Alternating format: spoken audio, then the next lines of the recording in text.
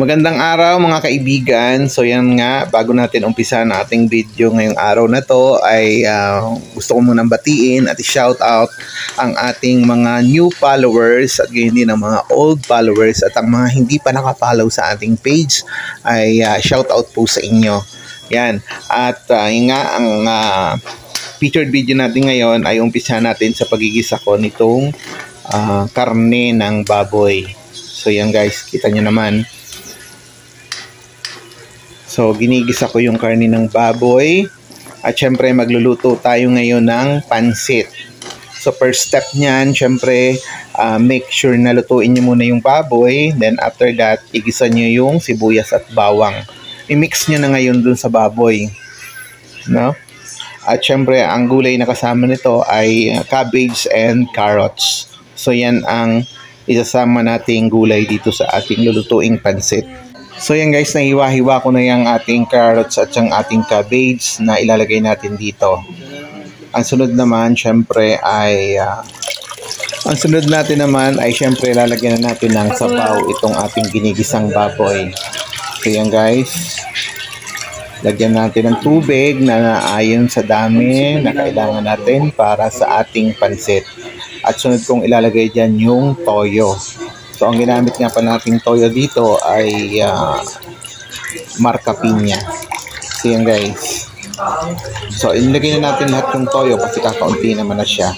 Which is, yan yung ating pinakang pampaalat sa ating pansit. Nilagyan na rin natin ng paminta. Yan, ground paminta yan nilagay natin. At syempre, nilagyan natin ng kaunting betchin.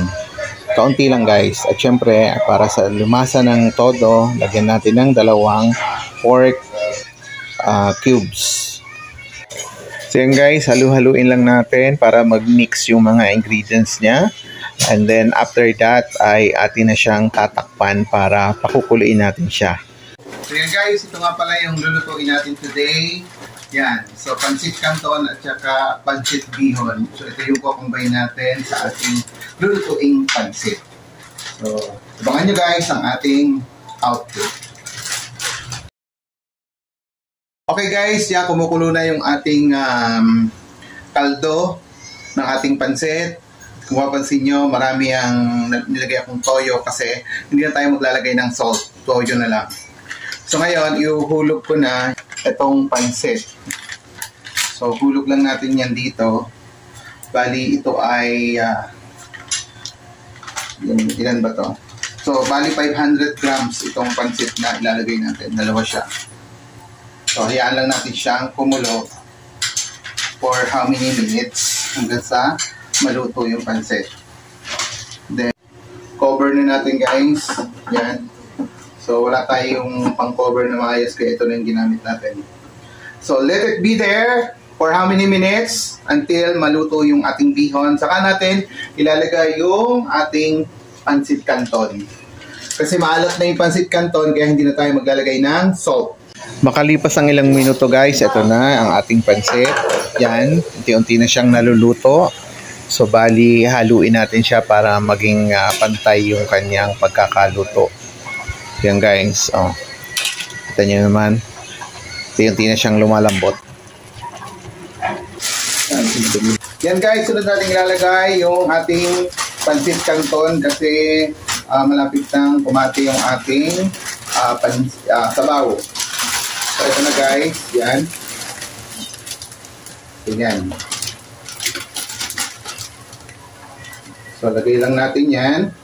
Haluin natin kung mahalo natin siya or takpan muna natin para yung init ay ma-absorb siya.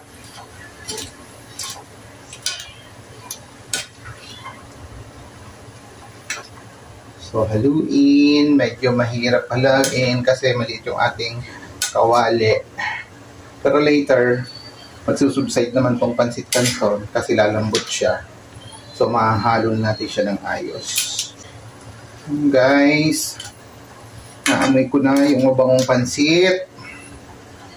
Yan. At later, pwede na rin natin ilagay yung kanyang gulay. let us put the vegetables. So, carrots and ano lang, cabbage lang yung nilagay natin. Yan.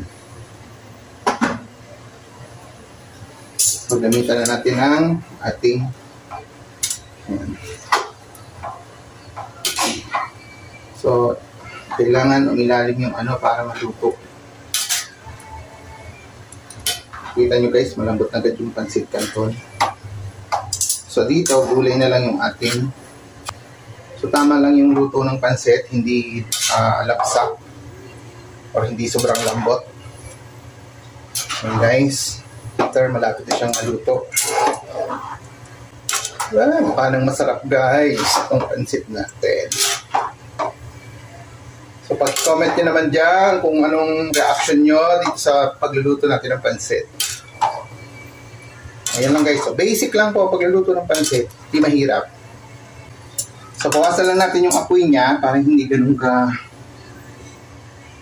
Yan. Para hindi siya mabilis matuyo yun sa bawo. Mix lang natin. So, maganda kasing luto sa gulay, hindi labsa. Para yung sustansya ay talagang nandun pa rin. So yun guys, malapit na maluto. Konti na lang. Okay. So kaunti na rin yung sabaw niya.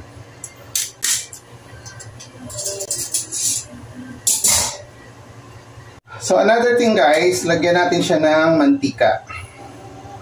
Para hindi siya magkapit-kapit. So iyan na lang natin, ibubuhos lang natin diyan. Then, saka natin siya haluin ulit. Tip lang yon, ano? Para hindi magkapit-kapit ang pansit, lalagyan natin ng mantika or olive oil kung gusto nyo. Pasosyal. Yan, guys! Luto na ang ating pansit. Ready to tikiman na tayo, guys.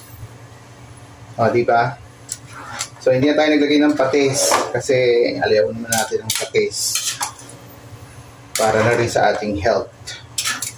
Dami na kasi nating chemical sa katawan. So, yan guys. I think luto na siya. So, final output na tayo. Tikiman na. Tikiman time.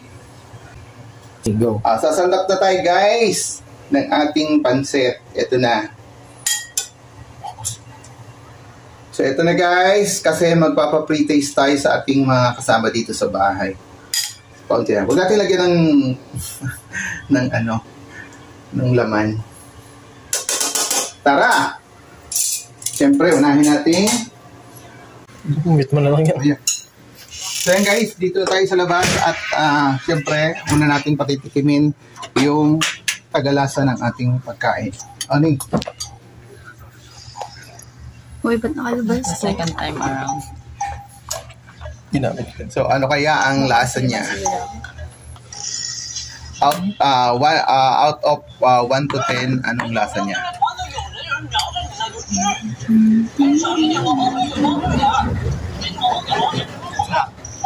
Sarap? Sa 1 to 10, ilan? 9/10. Hoy, may 9 na tayo. Sunod. Ang sunod na titikim. Si ate.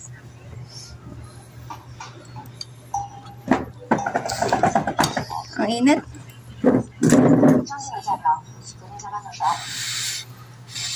Ano kayang lasa?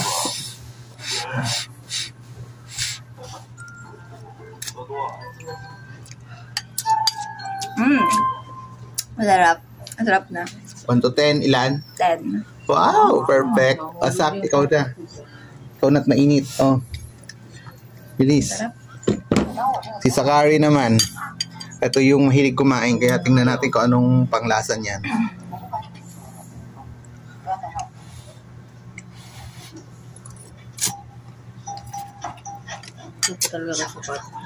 Ano? Hindi na ako taga-pansit.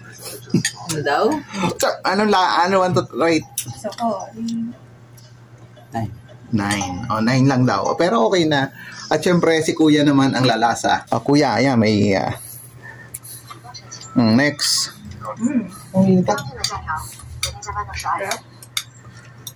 Ang laki naman ng subo. Ano pa nga to? Sarap. Anong rate? 10. Wow, 2 perfect at 2 9. So yan, pinag-agawan na nila yung aking inihayin. Kumuha na kayo ng kanya-kanyang plato nyo. So, yan guys. So yan guys, kung nagustuhan nyo itong video na to, so paki-comment lang sa inyong reaction sa baba ng ating video. And then, please, kung hindi pa kayo followers ng aking page, please follow my page. And of course, mag-subscribe na rin kayo sa aking YouTube channel, Exadelio Lasso. So thank you very much for always supporting and watching my videos. So see you again. God bless everyone. Happy Sunday!